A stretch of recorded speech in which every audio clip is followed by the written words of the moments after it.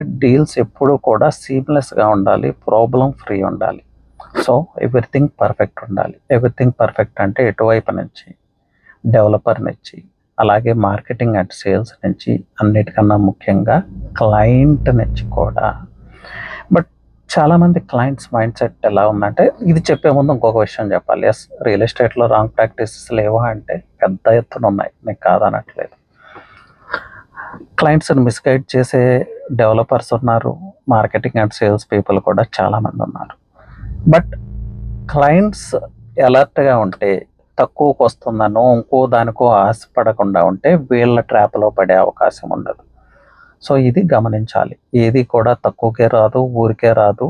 Over night ఏవో ల్యాక్స్ వచ్చేస్తాయి అంటే పొరపాటున కూడా నమ్మొద్దు. సో ఒక డీల్ ప్రాబ్లం ఫ్రీగా ముందుకెళ్ళాలి, సీమ్లెస్గా ఉండాలి అంటే క్లయింట్ సపోర్ట్ కూడా చాలా ఇంపార్టెంట్ అండి. బట్ ఎలా ఉందంటే nowadays real estate sales and marketing అనగానే, లేకపోతే రియల్ ఎస్టేట్ డెవలపర్ అనగానే మనం ఏం చేసినా బేర్ చేస్తారు, మనం లేట్ చేయొచ్చు, ఇష్టం వచ్చినట్లు మాట్లాడవచ్చు, టైం కమిట్మెంట్స్ ఫెయిల్ అవ్వచ్చు అనే యాటిట్యూడ్లోకి వెళ్ళిపోయారు క్లయింట్స్. అందరినీ అనట్లేదు, బట్ చాలామంది ఇప్పుడు ఉన్న పరిస్థితుల్లో ఎక్కువైంది. సిఎండి ఎఫర్టబుల్ ప్రైస్లో మీకు డెవలపర్ ఇచ్చాడు అనుకుందాం, కాంపిటేటివ్ ప్రైస్లో మీకు డెవలపర్ ఇచ్చాడు అనుకుందాం. ఎందుకు ఇస్తాడు ఎఫర్టబుల్ ప్రైస్లో? తనకి మనీ రొటేషన్ కోసం. సో త్వరగా రిజిస్ట్రేషన్ చేయించుకుంటే తనకు మనీ వస్తే దాన్ని ఇంకొక చోట ఇన్వెస్ట్ చేయడానికి ఇంకేదో ఉంటుంది ఆయన నీడ్స్, దానికోసమే ప్రైస్ తగ్గించేస్తారు.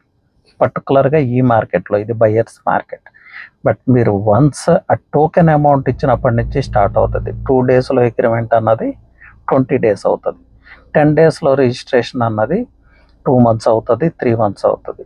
మేము ముగ్గురం కలిసి చేసుకోవాలి, లేకపోతే ఇంకేదో నలుగురం కలిసి చేసుకోవాలి.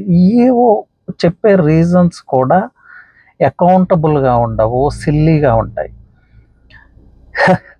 దిస్ ఇస్ టూ మచ్ అండి.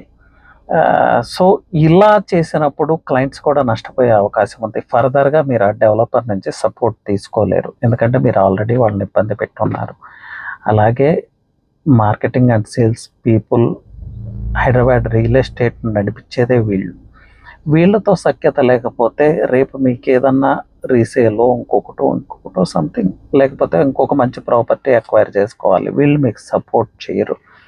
సో సీమ్లెస్ ట్రాన్సాక్షన్కి అందరూ సపోర్ట్ చేస్తేనే అవుతుందండి. డెవలపర్ నుంచి, సేల్స్ పీపుల్ నుంచి, ఆఫీస్ స్టాఫ్ నుంచి, అలాగే క్లయింట్స్ వరకు, క్లయింట్స్ ఫ్యామిలీస్ వరకు. ఇది అర్థం చేసుకోండి.